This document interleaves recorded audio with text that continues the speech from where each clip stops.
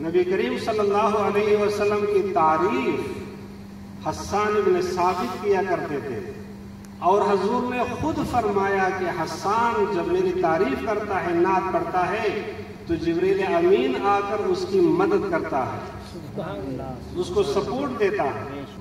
لیکن مجھے یہ بتاؤ کہ کیا سردار کونین صلی اللہ علیہ وسلم جیسے ہستی اور اس کی تعریف جس پہ ایک طرف تو جبریل امین آتے ہیں اور حسان بن ثابت کی تائید کرتے ہیں، اور رسول اللہ صلی اللہ علیہ وسلم کی تعریف پہ بہت خوش ہوتے ہیں، آپ نے خود فرمایا کہ میری جو تعریف ہے وہ اصل میں اللہ کی تعریف ہے۔ اور ہمارے زمانے میں آج کل ایسے خوبصورت لوگ اور خوبصورت آواز کے ساتھ جب رسول اللہ صلی اللہ علیہ وسلم کی تعریف کرتے ہیں تو کیا اس چیز کی ضرورت ہے کہ اس تعریف کو دف کے ساتھ مزین کیا جائے؟ جواب دو۔ اس کا مطلب یہ ہے کہ نبی کریم صلی اللہ علیہ وسلم کی جو شان ہے، اس کی جو تعریف ہے، اس کی جو نعت ہے، وہ ایسے ہمیں اچھی نہیں لگتی۔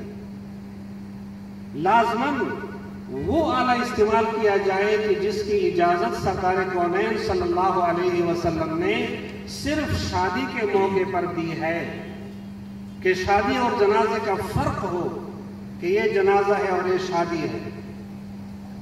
نعت خوان حضرات، نعت کیا ہے؟ نعت ہے اپنے دل کا وہ جوش، وہ نکالنا کہ جو آپ کے دل میں سردار کونین صلی اللہ علیہ وسلم کا عشق ہے، جو وہ عشق کی آگ ہے، وہ نکالو تاکہ سب کچھ کو جلا دیا جائے اور صرف ایک محبوب باقی رہ جائے۔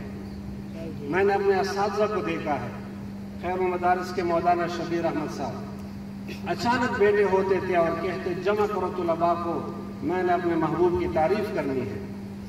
اللہ نے جب ایک نعمت آپ کو دی ہے، اگر آپ صرف اپنی آواز میں اپنی توجہ کے ساتھ رسول اللہ صلی اللہ علیہ وسلم کی تعریف ہمیں سناتے، زیادہ مؤثر ہوتا، زیادہ اچھا ہوتا، اس لیے کہ اس الفاظ کے ساتھ دف کی ملاوٹ نہ ہوتی تو ہمارا ذہن منتشر نہ ہوتا۔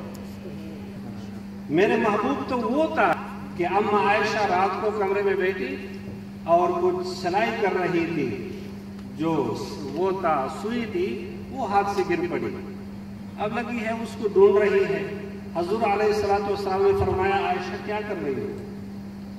آپ نے فرمایا کہ یا رسول اللہ سوئی گر گئی ہے، اندھیرا ہے، تو آپ مسکرائے۔